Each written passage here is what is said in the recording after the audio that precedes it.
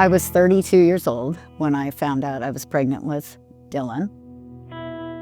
I pretty early on decided adoption was the route that I wanted to go. I wanted to treat this whole situation I'd gotten myself into as a gift versus a loss.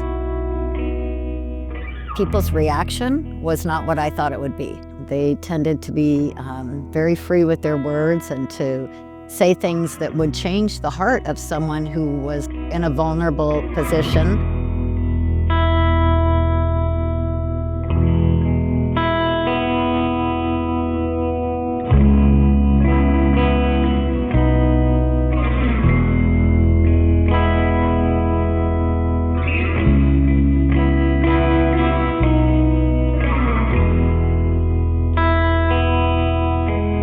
I'm Nancy Culver.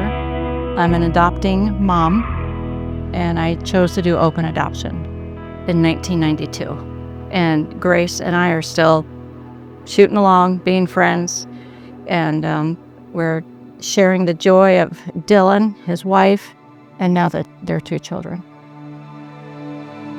And every decision that we made in terms of our interactions was made based on what's going to be in Dylan's best interest, what's going to help him grow up as a healthy, well-balanced, emotionally stable child. And because of that, I always say he's the most well-balanced, emotionally stable adult that I know. I knew that I could be a really good single mom. I was already in that role, but I knew that my baby deserved a father. Of the children in foster care before the age of 5, 65% of them come from fatherless homes. Kids that are not graduating from high school or having unwed pregnancies as teens, drug use, suicide rates, all of them have this common factor, and it's coming from fatherless homes. Reading that in print from the New York Times was a wake-up call to the fact that this is maybe far beyond my crisis pregnancy. This is a societal problem. And maybe it's time to make my move with my dream of opening a home.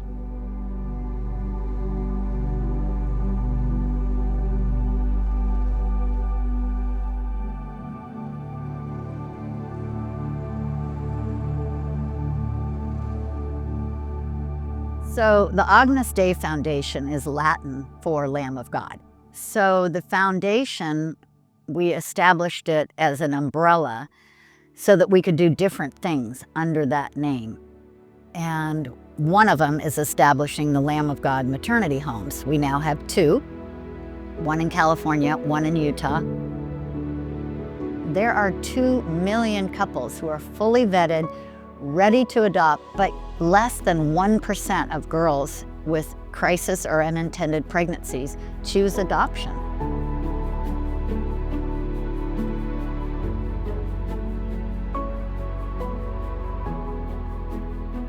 And the mission of the Agnus Dei Foundation is to impact the culture of life by being a champion for adoption.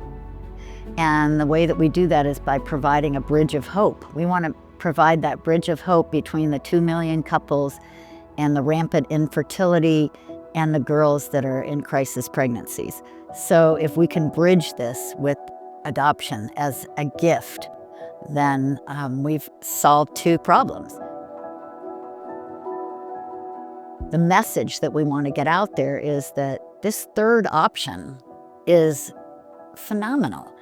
And it's an option where everybody lives and everybody wins. I don't know how else to explain that, but adoption is receiving the gift of a child from another mother. And that's a really powerful feeling for a birth mom, that she knows she is helping co-create a family and that they wouldn't have this family without the gift of adoption.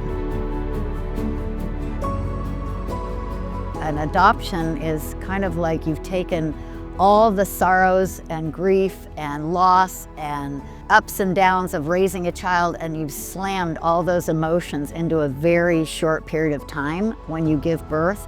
And it's something where Lamb of God is there for the girls through this grieving process. It's almost more important timing after birth than it is before birth during the pregnancy.